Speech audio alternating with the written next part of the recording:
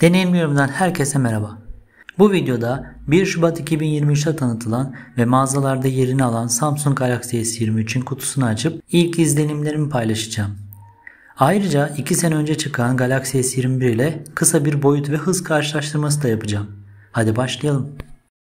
Önce hızlıca kutuya bakalım. Galaxy S23 de tıpkı S21 gibi içinde şarj başlığı ve kulaklık bulunmayan küçük bir kutuyla geliyor. Kutudan iki ucu tip C olan şarj kablosu, sim kart iğnesi ve birkaç kılavuz çıkıyor. Telefonun ekranında direkt söküp atılan siyah renk bir jelatin yer alıyor. S21 ise kutudan üzerinde ekran koruyucu uygulanmış şekilde çıkıyordu. S23'ün boyutları bir önceki model olan S22 ile hemen hemen aynı. Samsung S22'den itibaren ekran boyutunu ve ekranın oranını bir miktar küçülttü. Bu sebeple S23, S21'den daha kısa ve daha dar. Bu sayede tek elle kullanımı biraz daha kolay.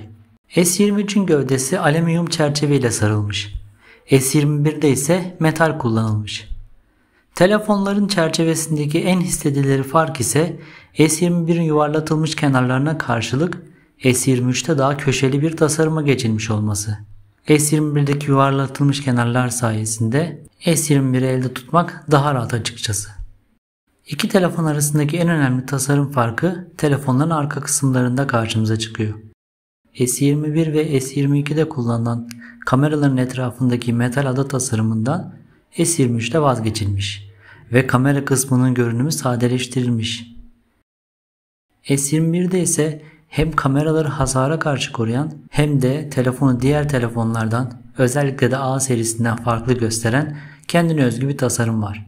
S23'ün arkasında gövde malzemesi olarak cam kullanılmış.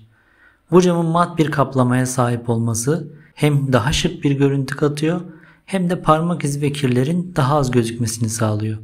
S21'in ise arka kapağı plastik. Cam kadar iyi hissettirmese de düşmelere karşı daha dayanıklı.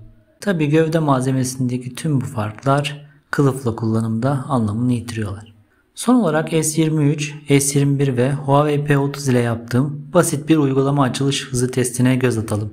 S23 ile ilgili tüm içeriklerden haberdar olmak için deneyimliyorum.com internet sitemizi ve YouTube kanalımızı takip edebilirsiniz. Görüşmek üzere.